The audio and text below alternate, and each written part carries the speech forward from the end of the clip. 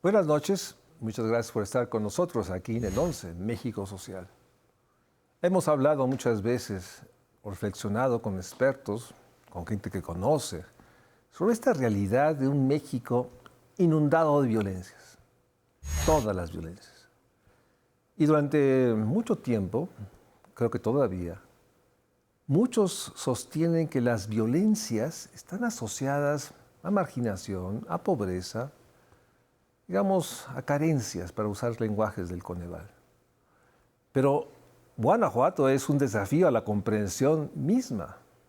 Durante muchos años, yo diría que en el siglo XX, finales de este siglo XXI, Guanajuato estaba asociado, más allá de sus bellezas y su profundidad histórica, a un desarrollo industrial, una aduana interior, carreteras, presidentes, ¿no?, de Guanajuato. Pero algo está pasando y por eso agradezco muchísimo tenerle aquí en el estudio a Nuno Cuellar, periodista, pues, un amigo que piensa, que difunde, que trata de comprender y dar cuenta de la enorme desafío que implica, no Guanajuato, esto que déjame decirlo, Arnoldo, ¿qué está pasando en Guanajuato? Gracias, Arnoldo. No, al contrario, Mario Luis, gracias a ti. Buenas noches. Bueno, pues el panorama ciertamente no es fácil de explicar porque no es una descripción de pocos fenómenos, son demasiados fenómenos los que habría que revisar. Me quedé pensando precisamente lo que tú dices. Yo diría que asociado a la desigualdad, el fenómeno de la delincuencia, o sea, grandes segmentos de prosperidad o gran prosperidad y también grandes espacios de mucha pobreza. Y la tensión que se genera entre ambos polos es lo que en buena medida debilita el Estado de Derecho, en primer lugar, y luego produce este incentivo para una delincuencia que además encuentra maneras de ser también exitosa, ¿no?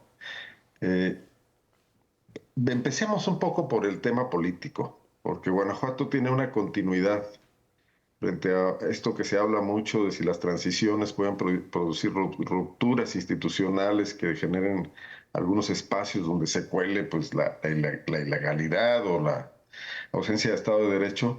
En Guanajuato esto no ha pasado, porque no solo ha gobernado por 33 años, 32 años y fracción el Partido Acción Nacional, sino que además lo ha hecho un núcleo duro dentro de este partido fundamentalmente está asociado a los prósperos grupos empresariales del estado de Guanajuato y sobre todo de León, ¿no?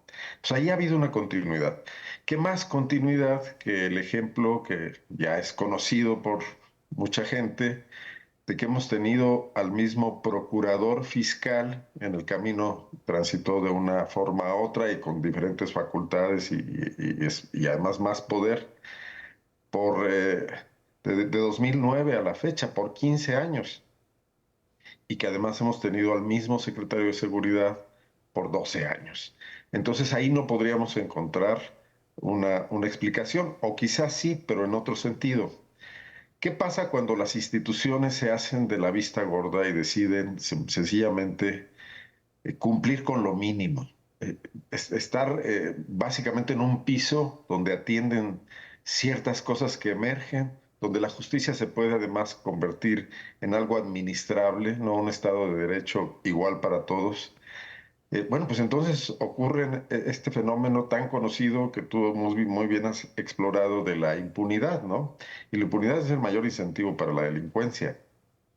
En Guanajuato yo creo que el piso se hunde, si pudiéramos utilizar esa figura, durante el sexenio de Miguel Márquez, y es básicamente la primera mitad de la década pasada. No atribuible enteramente a una responsabilidad de ese gobernador, sí hay muchas omisiones de ese gobernador, pero yo creo que hay sobre todo esta circunstancia que ocurrió también con el gobierno federal que encabezó el presidente Enrique Peña Nieto, de no sé si llamarlo abandono, porque fundamentalmente quizás no fue abandono, sino el desvío de lo que se hacía en Pemex, ¿no? En Pemex se permitió el saqueo del combustible, de la venta de combustible robado al interior de los propios espacios de las refinerías y en el caso nuestro la refinería de Salamanca. Pero el gran escudo que permitía justificar a los mandos de Pemex las pérdidas que producía el robo de combustible institucional lo proporcionaban los individuos que perforaban ductos en el exterior de las refinerías, ¿no? En realidad el saqueo es considerablemente superior a lo que podría ocurrir en esas perforaciones, pero a la vez en ese asunto marginal que les permitía manejar millones de litros por mes, estas bandas que se dedicaban a perforar ductos se volvieron muy fuertes, muy poderosas y se armaron y se dedicaron a otro tipo de delitos. Y el gran componente local para permitirlo fue plantear que era un delito federal y que el Estado no tenía por qué intervenir. Y esa discusión la hemos tenido y la seguimos teniendo de a quién corresponde combatir tal o cual crimen.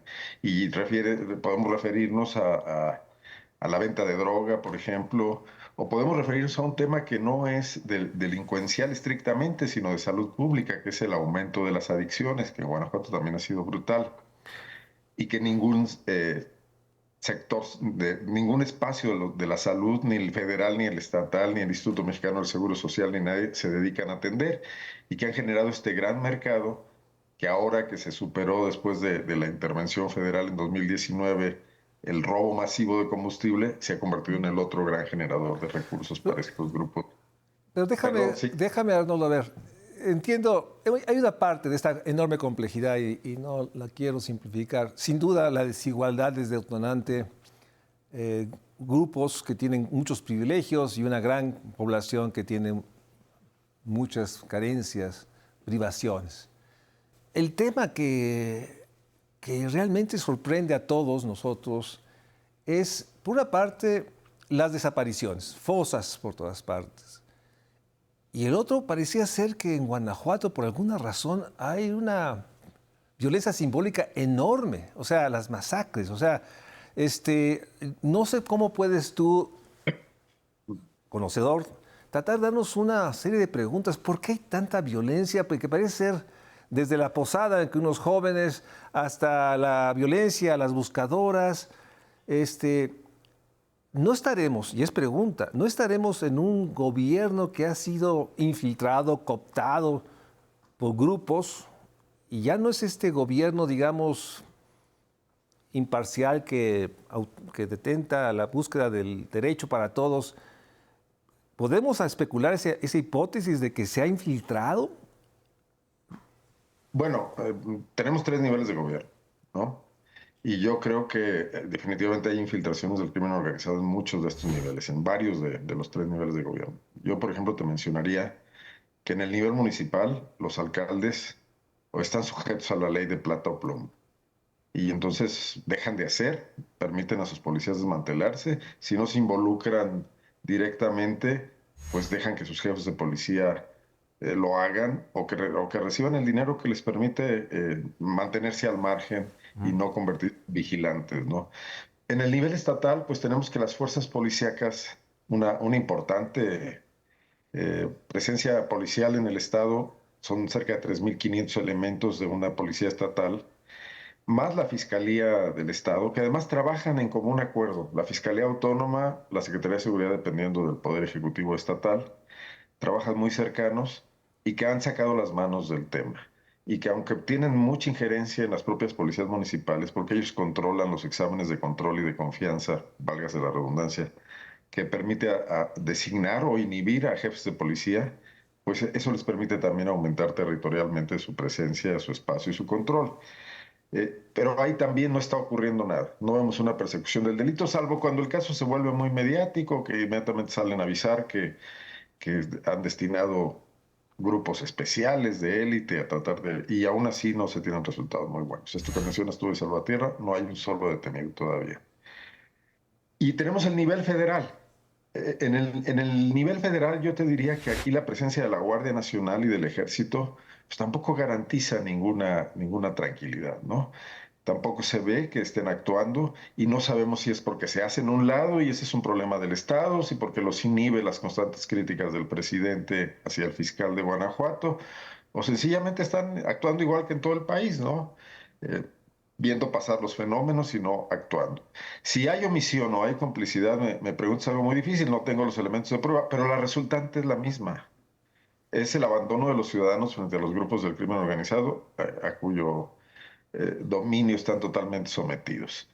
El gobernador del estado, pues ha decidido no meterse, ha decidido ni siquiera opinar de los temas, Diego Sinue Rodríguez Vallejo, y dejándole un problemón a su muy probable sucesora, la candidata panista Livia García Muñoz Ledo, porque el PAN aquí va adelante en las encuestas y esta continuidad de 32 años de gobiernos panistas, pues permite pensar que es muy difícil que lo logre romper, en este caso Morena, que es la segunda fuerza política.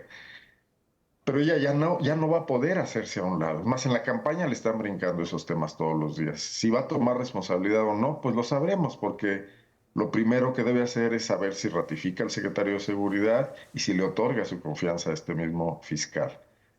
El crimen organizado sí ha crecido en cuanto al volumen de sus operaciones económicas, pero también ha disminuido en cuanto a la, por llamarle de alguna manera, calidad o fuerza de sus liderazgos. O sea, el descabezamiento del cártel Santa Rosa de Lima lo que al parecer ha producido es un fenómeno muy estudiado en otras partes.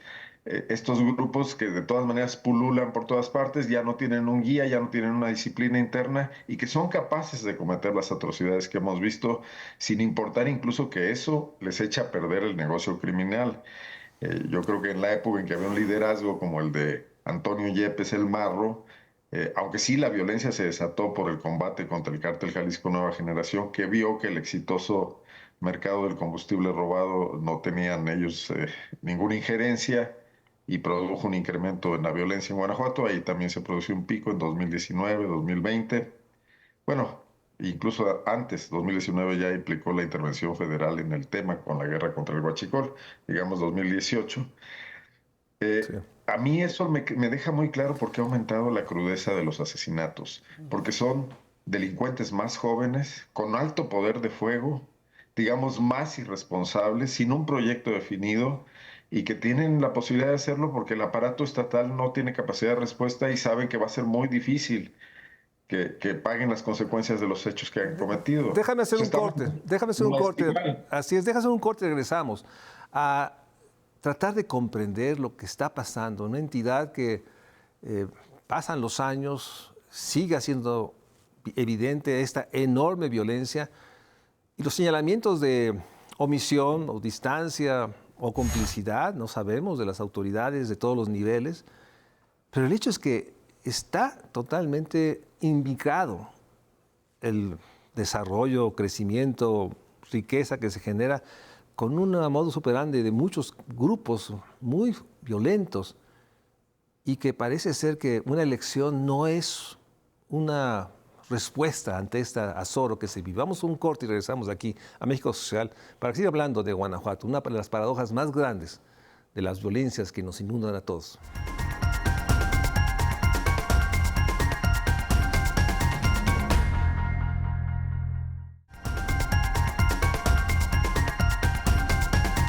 Gracias por seguir con nosotros. Estamos con Arnoldo Cuellar, periodista, estudioso de Guanajuato.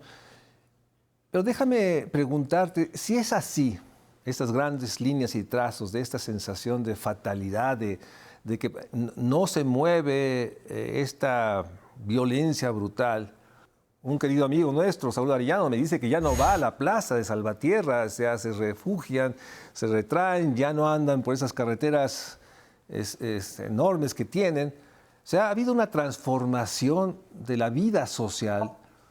No sé cómo nos puedes dar esta otra visión, cómo se ha interiorizado esta violencia y esta percepción de fatalidad que transmina tu reflexión. Bueno, es que lo que falta es un sentido de urgencia o un sentido de atención prioritaria a las cosas.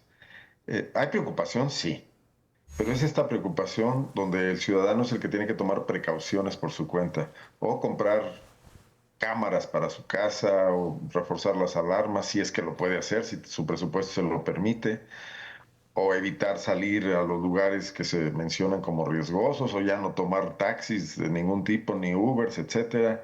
Sí, eso ha cambiado mucho la vida, bueno, ya no solo en regiones como Celaya o Salvatierra, o esta zona que le llamamos acá Laja Bajío, que es el centro sur del estado. En León también ya hay que tomar demasiadas precauciones.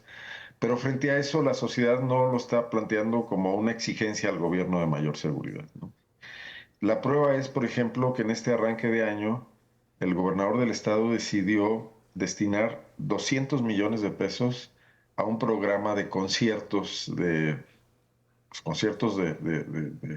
artistas de mucho nombre, algunos del pasado, no tan recientes, para la Feria de León. Es año de elecciones. Entonces, de lo que se quiere hablar es de lo bonito de que es Guanajuato. No nos hacemos cargo del problema, del incendio que traemos en las habitaciones de la zona inferior de la casa, sino que queremos nada más cortar listones, me refiero al gobierno, ¿no?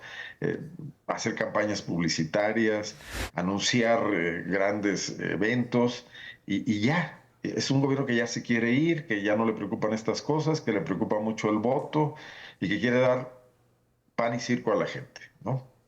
Poco pan, más circo, mejor dicho, porque no te olvides que también somos una entidad donde la inversión extranjera brutal que hemos tenido no ha redundado en mejores puestos de trabajo. Siguen siendo salarios bajos los que tienen los guanajuatenses, los y las obreras de Guanajuato.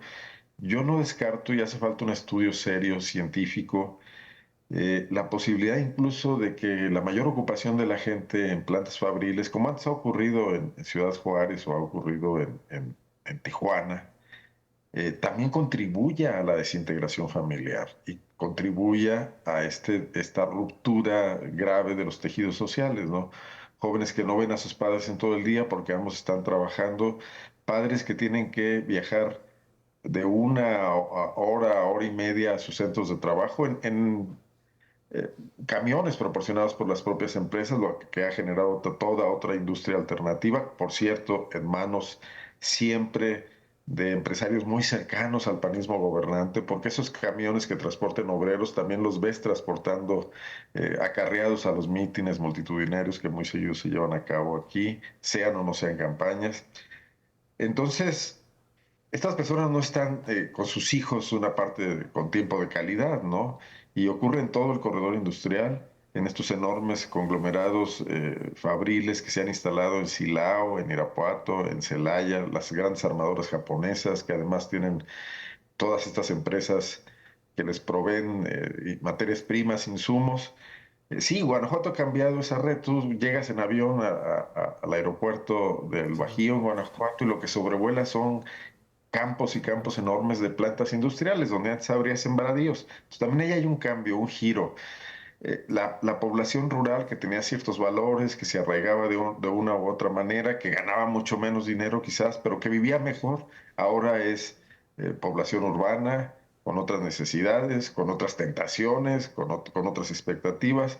Todo eso ha configurado un nuevo panorama. Yo no soy sociólogo, no tengo datos duros, creo que esto no se puede hablar así nomás sobre las rodillas, pero también es algo que debe estar influyendo en los cambios que hemos visto y sufrido en Guanajuato, Una ¿no? pregunta, Arnoldo, déjame, porque Guanajuato, por otra parte, parece ser, desde lejos, esta relación con una parte del PAN, el Partido de Acción Nacional, se ha mantenido, incluso ante la enorme presencia del presidente y su partido y las transferencias, pero tú mencionaste que sigue siendo dominante este grupo dentro del PAN. ¿Puedes adelantar alguna hipótesis por qué se mantiene? ¿Por cuál es la razón? Bueno, por una gran complicidad de grupos empresariales con un grupo político que se adueñó de los controles del panismo. Digo, creo que algo así está por pasar a nivel nacional con Ricardo Anaya, Marco Cortés y el próximo presidente del PAN, Jorge Romero. Aquí lograron esa continuidad. Desde Juan Manuel Oliva. Digamos que el último gobernador accidental del PAN fue Juan Carlos Romero Hicks, justamente al que le tocó ser contemporáneo de Vicente Fox como presidente. Pero a partir de ahí la maquinaria panista en manos de profesionales que logró conquistar ese control del voto corporativo, como en su momento lo tuvo el PRI, estuvo maquilándole, por un lado, decisiones a grupos empresariales que se han casado de una manera muy profunda, manejan el desarrollo de las ciudades. León ha crecido de una forma brutal en términos inmobiliarios y de espacios comerciales, etcétera, pero es una ciudad que no tiene agua. Tenía que ir por ella a Jalisco. se la habían concedido desde la época de Felipe Calderón, la presa del Zapotillo. Hoy se quejan mucho de que López Obrador canceló la presa del Zapotillo, pero dicen poco que durante pues prácticamente 15 años no lograron hacer avanzar el acueducto que iba a traer el agua de esa presa. Si hubiese sido así, no hubiera habido necesidad de lo que pasó después, ¿no? Que la resistencia de unos pocos pobladores los obligó, etcétera. Pero bueno, ¿cómo haces crecer una ciudad cuando no tienes agua para el futuro? Y además de esa manera, el desarrollo no es sustentable. Acaba de haber una importante batalla ciudadana para parar unos edificios que estaban construidos a la orilla, a la vera de un parque urbano, el cual le fue cedido por la administración municipal a estos empresarios para que lo tuvieran como una especie de jardín trasero del desarrollo. Los edificios están vacíos. En medio de la pandemia se viene una crisis de las rentas, ¿no? O sea, estamos viviendo esta doble cara del crecimiento, donde por un lado hay una gran inversión de recursos que van todos, provienen de fondos inmobiliarios especulativos, van a producir zonas para oficinas, zonas comerciales, la ciudad está saturada, pero por otro lado la población que tiene que ir a comprar ahí o que podría rentar esos espacios está empobreciéndose y Es, además no tenemos agua. en ese, Entonces sí te... sí, déjame decirte, es esa paradoja. Lamentablemente, Arnoldo, se nos acaba el tiempo, pero este panorama de una enorme complejidad, hace rato, como siempre, me preguntan cómo nombramos el programa. Sin duda hay en Guanajuato una crisis de derechos humanos, brutal. Pero también está la paradoja de un desarrollo que no es desarrollo, que acrecienta desigualdades, concentra no riqueza, sino poder. Y parece ser que en medio de eso está esta violencia de grupos criminales, asociados o no tolerados, como el caso de esta extracción de combustible, ahora a la venta de drogas. Pero por otra parte, ahí está la aduana, ahí están las fábricas, ahí está esta riqueza que se ve, que me estás mencionando, y una sensación de que esta paradoja del desarrollo nos lleva a un Guanajuato que sin duda, como tú lo mencionaste, puede ser la antesala de muchos lugares del país que hacia ahí se estamos dirigiendo. Arnoldo, muchísimas gracias por la reflexión. Déjame invitarte a otro programa para seguir reflexionando sobre esta complejidad. No aprendimos de Tijuana, no aprendimos de Ciudad Juárez y creo que ahora lo que va a ocurrir en el sureste mexicano tendría mucho que aprender también de esas dos y de Guanajuato. Sin duda, creo que lo que estamos viendo, lo que vimos en Tijuana o lo que estamos en Juárez y ahora Guanajuato puede ser esta realidad de que en otras ciudades estemos rumbo a esta realidad de un desarrollo que no podemos llamar desarrollo porque es crisis de derechos humanos, mayores desigualdades y por otra parte inéditas violencias que no se detienen. Arnoldo Cuéllar, muchas gracias por estar con nosotros y por este panorama. Gracias a ustedes, buenas noches.